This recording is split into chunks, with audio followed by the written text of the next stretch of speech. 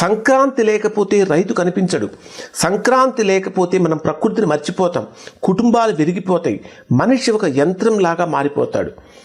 ఇక్కడ సంక్రాంతి అంటే మనం చేసేటటువంటి దాంట్లో సంక్రాంతి పండుగ రోజున అప్పుడే వచ్చినటువంటి ధాన్యం అంటే రైతు మనకి ఇచ్చినటువంటి వరం, అది రైతు మనకి ఇచ్చినటువంటి బహుమతులు. అప్పుడే వచ్చినటువంటి కొత్త కొత్త ధాన్యాలతోటి మనం చక్కగా పొంగలు పెట్టుకొని దేవుడికి నైవేద్యం పెట్టుకొని ఇంట్లో ఉన్న అందరూ కలిసి కూర్చొని చక్కగా తీపిని భుజిస్తారు. దాంతోపాటు కొత్తగా వచ్చినటువంటి ధాన్యంతో ఇంట్లో వంటకాలు, అరిసెలు, చక్రాలు, జంతికలు మొదలైనటువంటి ఇలాంటి వంటకాలు కూడా చేసుకొని తాత అంటే అమ్మా నాన్నలతో కలిపి అక్కా చెల్లెళ్ళతోటి, అన్నదమ్ములతోటి, పిన్ని బాబాయిలతోటి, అమ్మమ్మ తాతయ్యలతోటి, నానమ్మ తాతయ్యలతోటి అందరూ కలిసి కూర్చొని చేసుకుంటేనే అది ఒక పండగ అవుతుంది.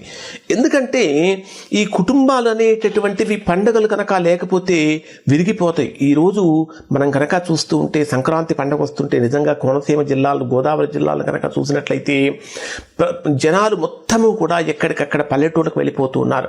అంటే పెద్ద పెద్ద మహానగరాలు కూడా ఖాళీ అయిపోయి పల్లెటూళ్ళకు వెళ్ళిపోయేటటువంటి సంస్కృతి ఇంకా ఉంది.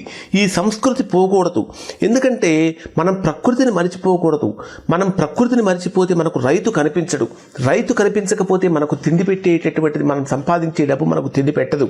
ప్రకృతిని మర్చిపోతాం, కుటుంబాలు విరిగిపోతాయి, మనిషి ఒక యంత్రంగా మారిపోతాడు. సంక్రాంతి మనకు ఒక గొప్ప సత్యం చెబుతుంది.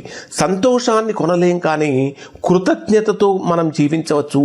సంక్రాంతి అనేది ఒక పండుగ కాదు, ఇది భారతదేశం మనిషిని మనిషిగా ఉంచేందుకు నిర్మించిన ఒక మహాజీవన వ్యవస్థ.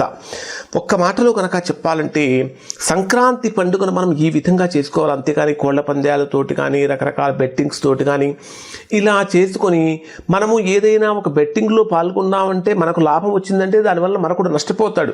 అంటే సంక్రాంతి పండుగ అందరికీ కూడా మధురమైనటువంటి జ్ఞాపకాలను, మధురమైన స్మృతులను ఇవ్వాలే కానీ కొంతమందికి ఏదో ఆనందాన్ని, కొంతమందికి తీరని బాధను కలిగించేటటువంటి విధంగా ఉండకూడదు.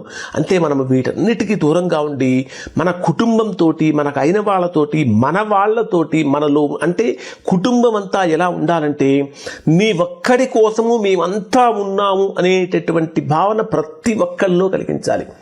కుటుంబంలో ఒక 20 మందో 30 మందో కనుక ఉంటే నీ ఒక్కడి కోసం మేమందరము ఉన్నాము, మేమందరము నిలబడ్డామనేటటువంటి భావన కలిగించాలి. ఇది మన ఋషులు చెప్పినటువంటి ఒక జీవితమై సత్యం. ఇవి సంక్రాంతికి సంబంధించినటువంటి పండుగ, దాని విశిష్టత, మహర్షులు చెప్పినటువంటి మాటలు. శుభం.